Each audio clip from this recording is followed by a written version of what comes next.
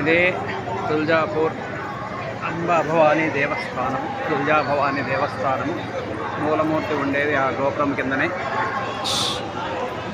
Photo తీసుకోండి, photo తీసుకో.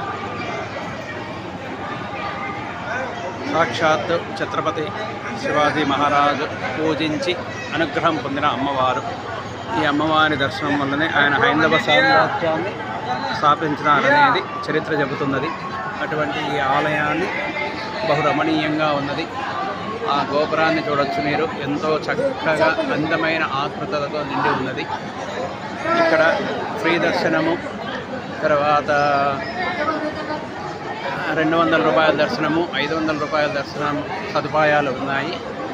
మేము 200 రూపాయల దర్శనం తీసుకున్నాము. చాలా ప్రశాంతమైన దర్శనం పొంది అమ్మవారి యొక్క ముఖార విందాన్ని మొత్తముగా ఆపాదమస్తకము అమ్మవారిని ఒక 2 నిమిషాల పాటు తన్మయత్వంతో పరికించినాము. అక్కడ ఎవరే కానీ తొయ్యడం కానీ చేయడం కానీ జరగలేదు.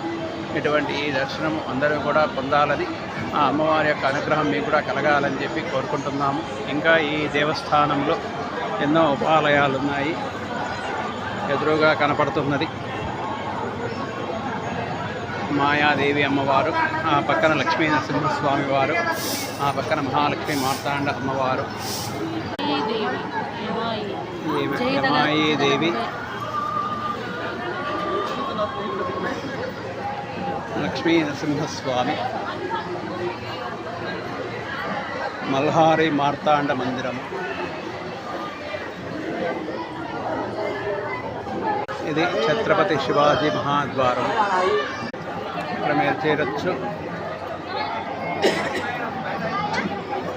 చింతామణి సుఖావానాథి అని ఇక్కడ ఒక రాయి ఉంటుంది. ఆ రాయి మీద వేళ్ళు పెడితే అది కుడివైపుకు తిరిగితే మీకు అభివృద్ధి జరుగుతుంది, మంచి ఉన్నతి కలుగుతుంది అని. ఎడమవైపుకు తిరిగితే మీకు ఏదో కొంత చింతలు ఉన్నాయి, అవి అమ్మవారి యొక్క అనుగ్రహం పొందుతారు, తర్వాత తీరుతాయి అనేది చెప్తుందని ఇక్కడ వీళ్ళ యొక్క విశేషం. ఇక్కడ మీరు టీవీలో అమ్మవారి యొక్క మూలమూర్తిని చూడవచ్చు. అమ్మవారి యొక్క చక్కగా కూర్చొని ఉన్నదో.